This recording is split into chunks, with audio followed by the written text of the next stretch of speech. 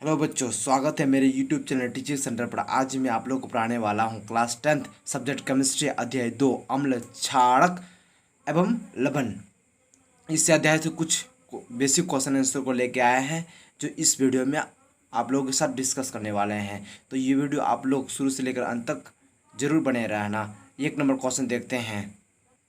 1 number question है, अम्ल किसे कहते हैं? आंसर, अम्ल वह यौगिक है जिसमें हाइड्रोजन प्रतिस्थापित के रूप में रहता है जो किसी धातु के द्वारा प्रतिस्थापित होने पर लवण बनता है, उसे ही अम्ल कहलाते हैं। जैसे सल्फ्यूरिक अम्ल, हाइड्रोजन नाइट्रेट, हाइड्रोक्लोरिक अम्ल आदि। 2 नंबर क्वेश्चन है, क्षारक किसे कहते हैं? आंसर, धातु के वे ऑक्साइड या हाइड्रोक्साइड जो अम्ल के साथ प्रतिक्रिया कर लवण और जल बनाता है उसे क्षारक कहते हैं। जैसे sodium hydroxide, calcium monoxide, carbon potassium hydroxide आदि।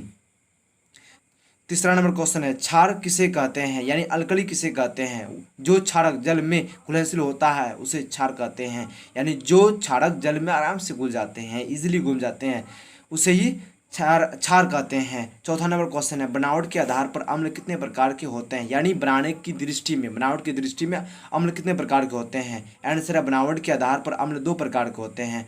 हाइड्रो अम्ल, ये हाइड्रो अम्ल किसे कहते हैं? एक हाइड्रो अम्ल है। सबसे पहले हाइड्रो अम्ल है, इसका डिफिनेशन देखते हैं। जिस अम्ल में ऑक्सीजन नहीं होता है उसे हाइड्रो अम्ल कहते हैं। जैसे हाइड्रोजन क्लोराइड, हाइड्रोजन ब्रोमाइड आदि एक्सेट्रा। 2 नंबर है ऑक्सी अम्ल। 2 नंबर है ऑक्सी अम्ल, जिस अम्ल में ऑक्सीजन रहता है उसे ऑक्सी अम्ल कहते हैं। जैसे सल्फ्यूरिक अम्ल, हाइड्रोजन नाइट्रेट आदि। 5वां नंबर क्वेश्चन है, प्रबलता यानी सांद्रता के आधार पर अम्ल कितने प्रकार के होते हैं? यानी प्रबलता या सांद्रता के आधार पर अम्ल कितने प्रकार के होते हैं? सबसे पहले हमने पढ़े बनावट के आधार पर, अब यह प्रबलता के आधार पर। प्रबलता के आधार पर अम्ल 2 प्रकार के होते हैं, प्रबल अम्ल और दुर्बल अम्ल। तो सबसे पहले प्रबल अम्ल है, जो अम्ल घोल की अवस्था में अधिक मात्रा में हाइड्रोजन आयन देता है उसे प्रबल अम्ल कहते हैं। यानी जो अम्ल घोल की अवस्था में हाइड्रोजन आयन देता है उसे प्रबल अम्ल कहते हैं। जैसे hydrogen sulphide, hydrogen nitrate, hydrochloric अम्ल आदि।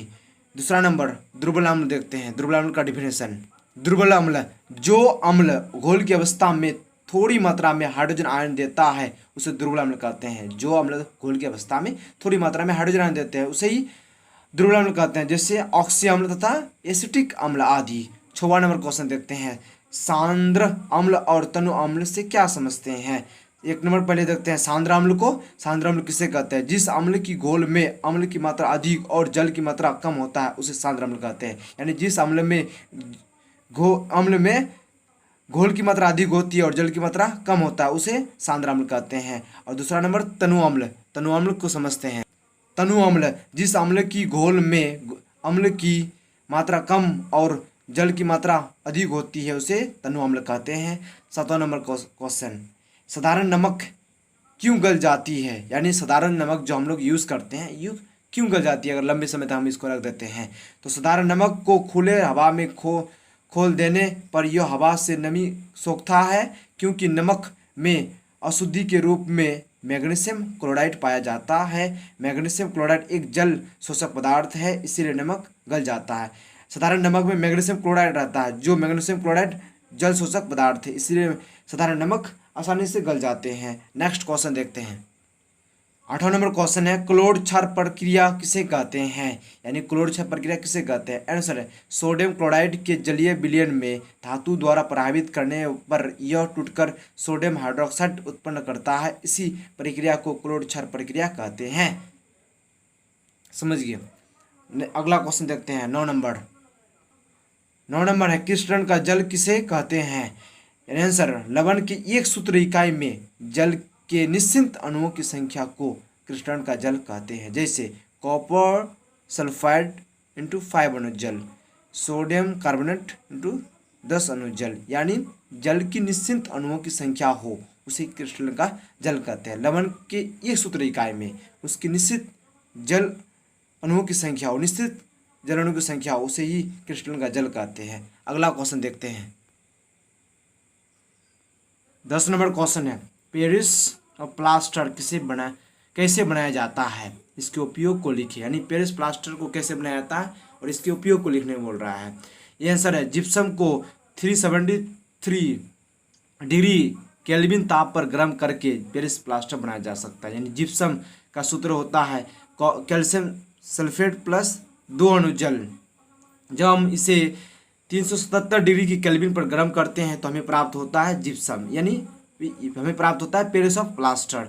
कैल्शियम सल्फाइड इंटू हाफ अणु जल प्लस 1/2 यानी 1/2 अणु जल, इसके यानी 1.5 अणु जल यहाँ पर है।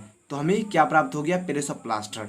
हम जिप्सम को 373 डिग्री केल्विन पर इसको रिएक्ट करवाए तो हमें प्राप्त हो गया Paris of plaster. Paris of plaster का ये मेरा फॉर्मूला है। इसके उपयोग को देखते हैं, इसका कहाँ कहाँ उपयोग होता है। इसका उपयोग हड्डियों, 1 नंबर हड्डियों को प्लास्टर कराने में, दूसरा नंबर है खिलौना बनाने में, तीसरा नंबर है मूर्ति बनाने तथा सजावटी सामान आदि बनाने में, चौथा नंबर है भवनों की दीवार तथा छत को समतल और डिजाइन बनाने में। इन सब चीज़ों में पेरिस ऑफ प्लास्टर का उपयोग किया जाता है। तो दोस्तों आज के लिए बस इतना ही। अगर आप नए हैं तो अध्याय 1 के क्वेश्चन को जानना चाहते हैं तो अध्याय 1 के सारे क्वेश्चन का आंसर पहले वाली वीडियो में जाकर देख सकते हैं। तो आज के लिए बस इतना ही। तब तक के लिए जय हिंद, जय भारत।